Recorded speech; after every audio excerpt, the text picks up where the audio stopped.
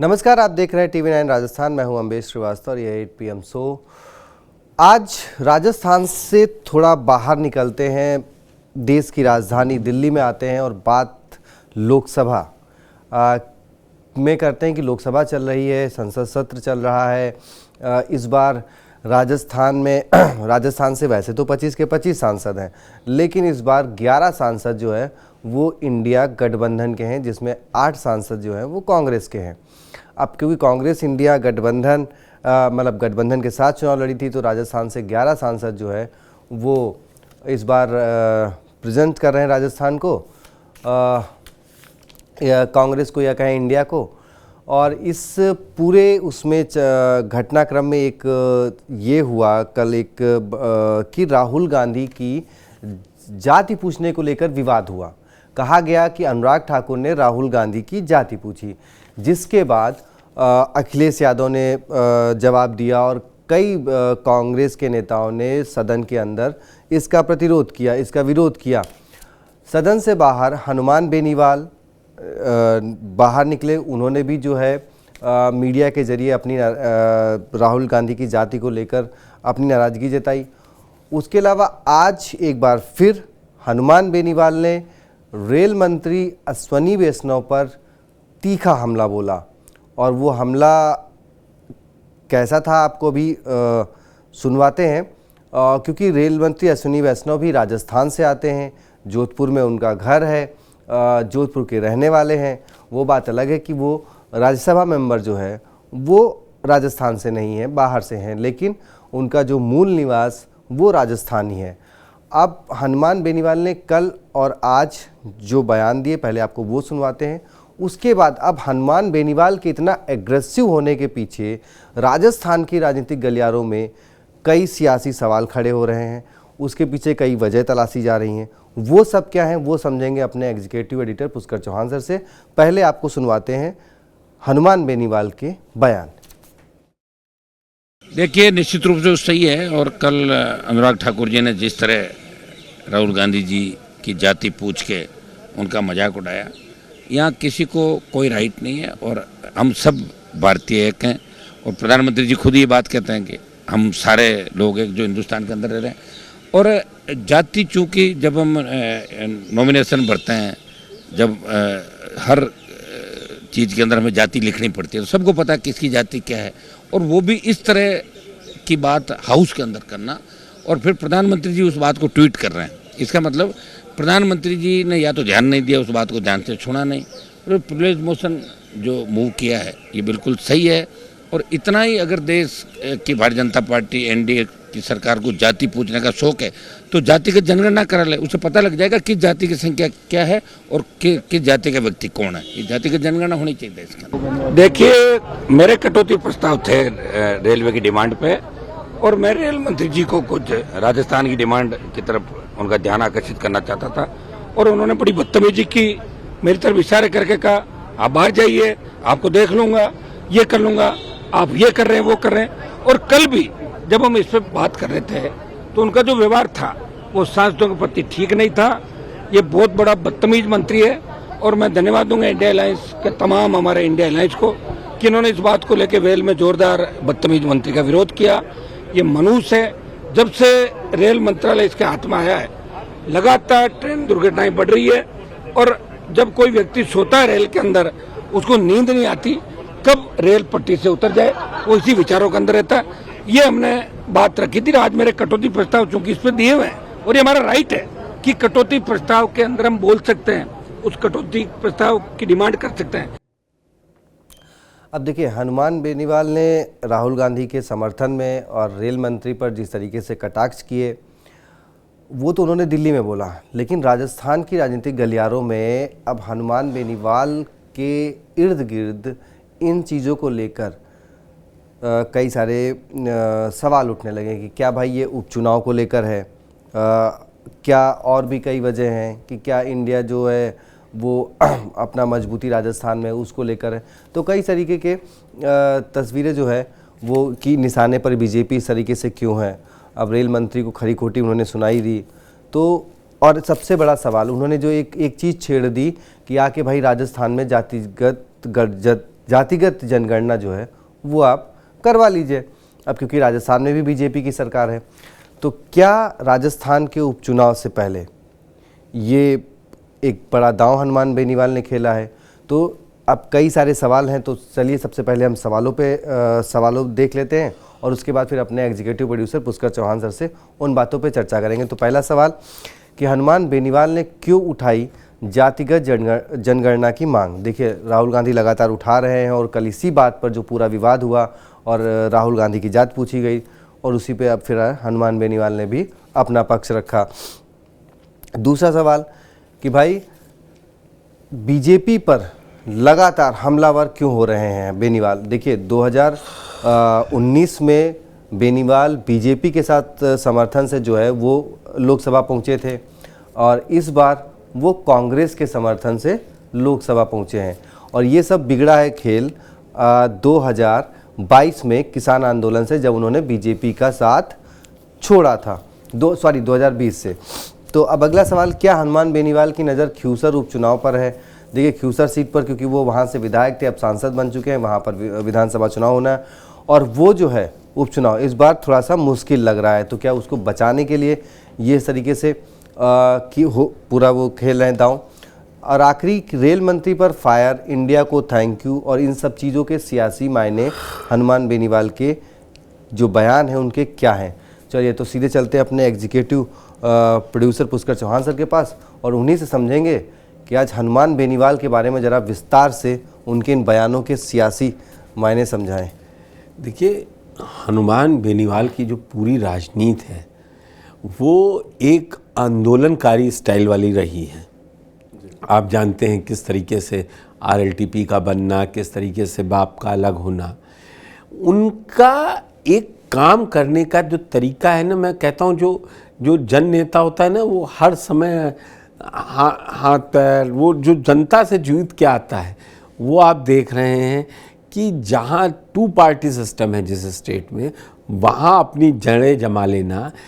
आप लगातार 2 बार विधायक चुन लिए गए, 2 बार सांसद लगातार, ये अलग बात है। दीगर एक जैसा आपने बढ़ना है 3 या 4 बार, 2008 से हैं 4 बार, अभी बीच में एक हारे थे जी सर, लेकिन 3 बार। हाँ, तो वो लगातार जो 2 बार विधायक 2 बार सांसद रहे हैं, उससे एक कॉन्फिडेंस आता है कि हम जब लोगों की बात करते हैं तो लोग चुनते हैं। और इसमें कोई वो नहीं है कि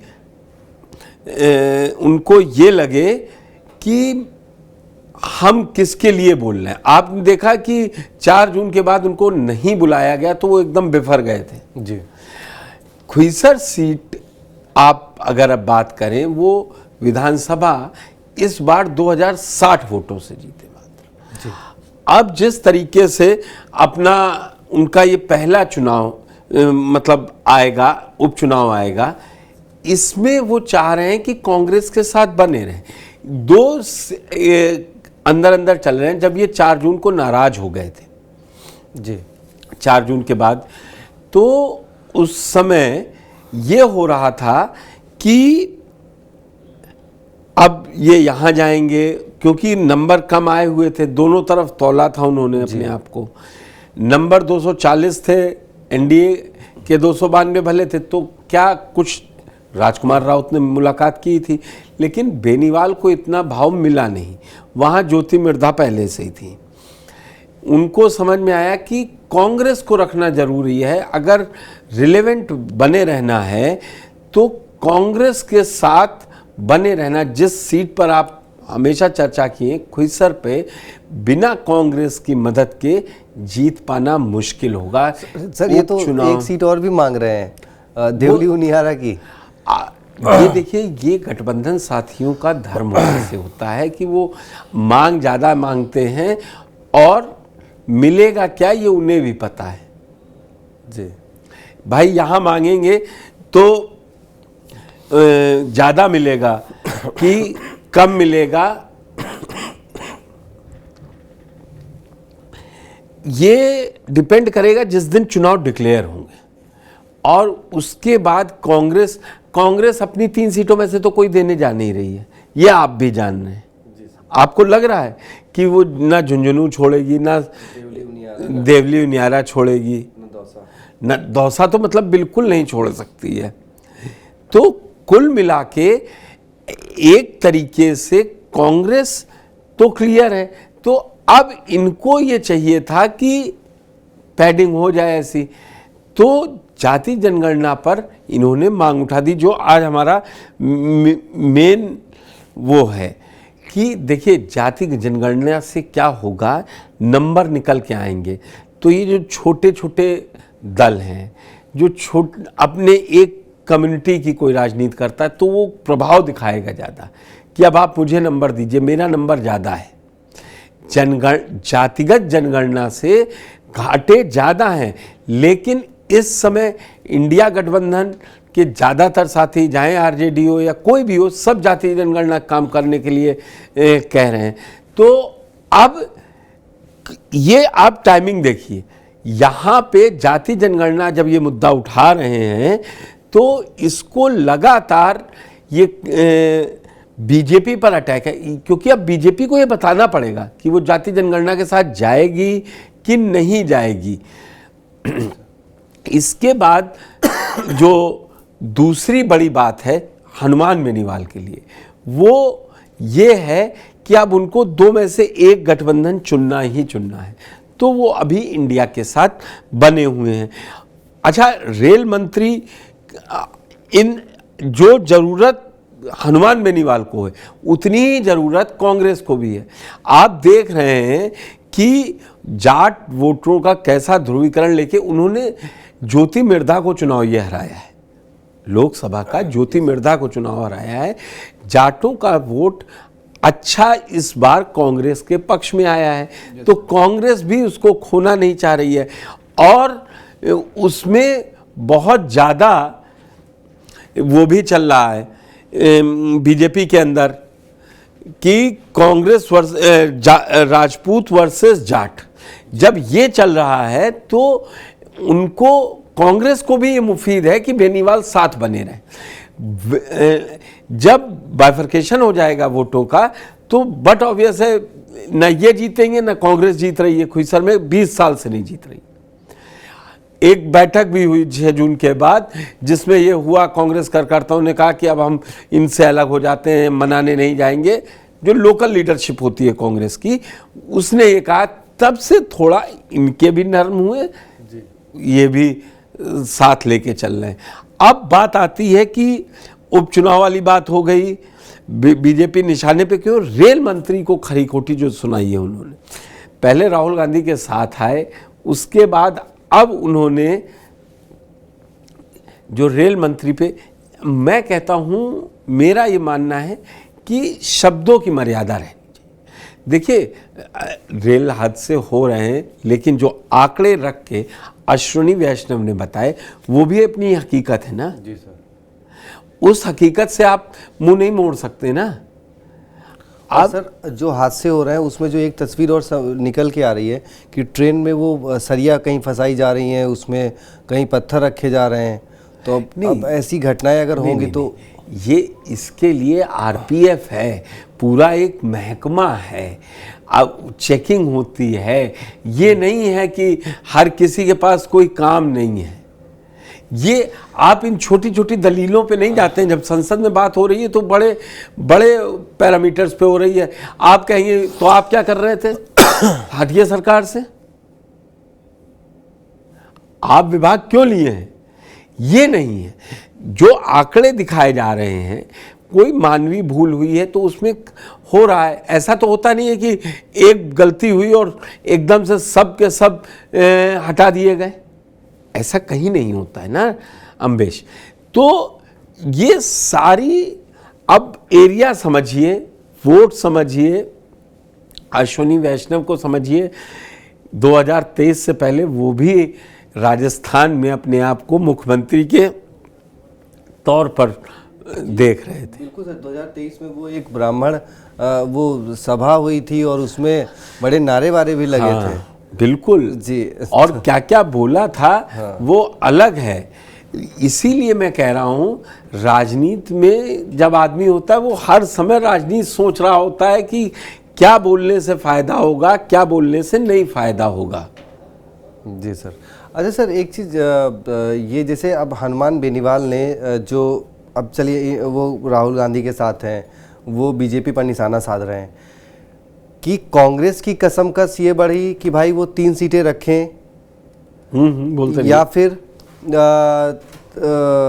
मतलब या फिर वो हनुमान बेनीवाल के साथ समझौता कर लें भाई कि एक इनको दे दें, नहीं, या फिर हनुमान बेनीवाल कहीं ऐसा तो नहीं। मैंने आपको कहा ना 3 सीटें मांगने का कोई मतलब नहीं है। नहीं, एक और एक सीट, कोई सीट नहीं देगी कांग्रेस इसमें, मैं आपको अभी। तो सर हो सकता है बीजेपी ऑफर कर दे कि भाई चलिए हम आपको 2 सीट दे देते हैं, क्योंकि बीजेपी के पास तो कुछ भी नहीं है। बीजेपी देगी, अपनी जमीन खोगी ना, इसके बाद ये तय हो जाएगा। बीजेपी जब अपने सत्ता में उपचुनाव में कोई आदमी अपनी सीट नहीं देता है,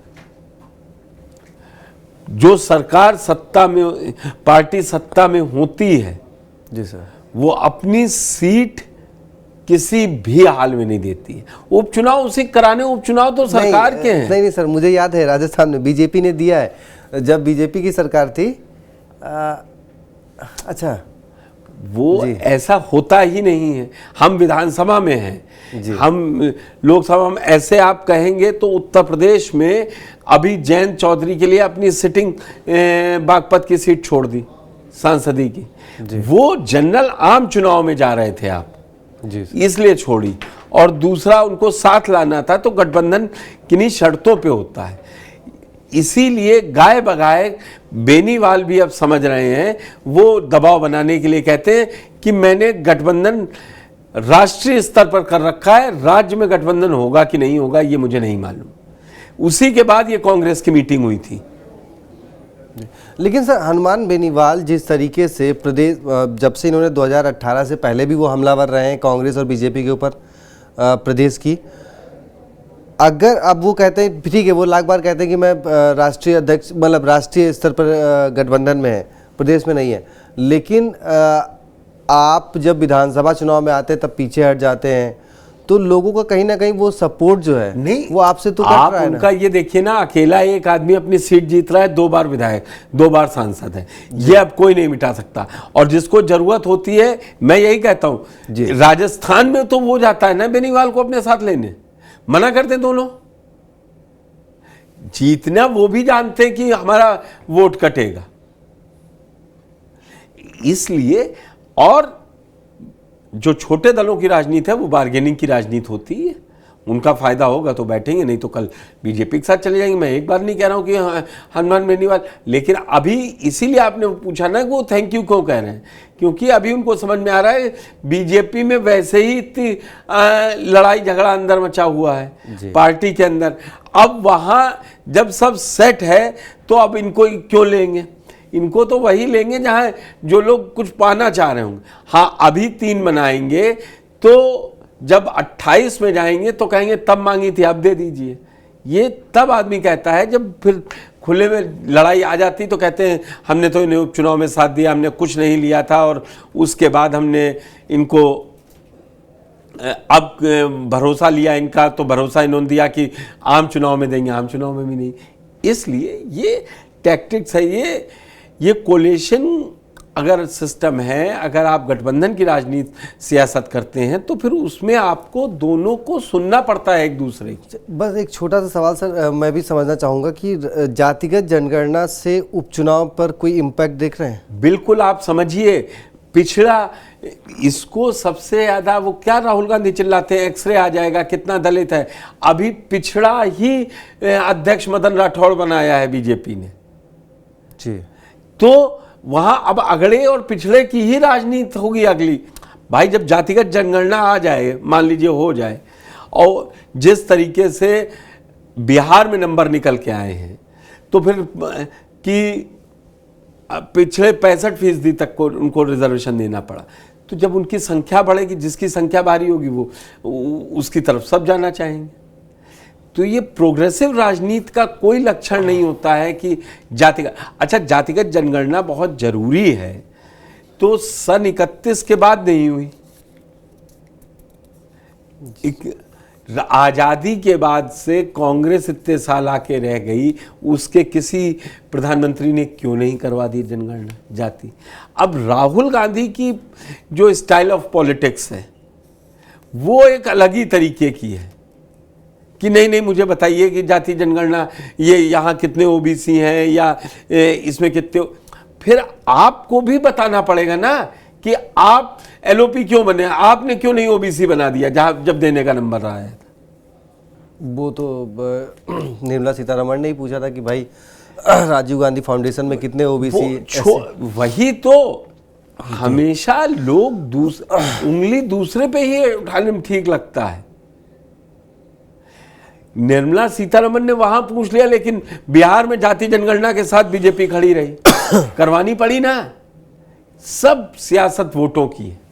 चलिए तो देखिए, हनुमान बेनीवाल एक बार फिर अग्रेशन में है, गुस्से में है, राहुल गांधी के साथ है और रेल मंत्री के खिलाफ हैं। गुस्सा आपने उनका देखा, बयान आपने उनका सुना।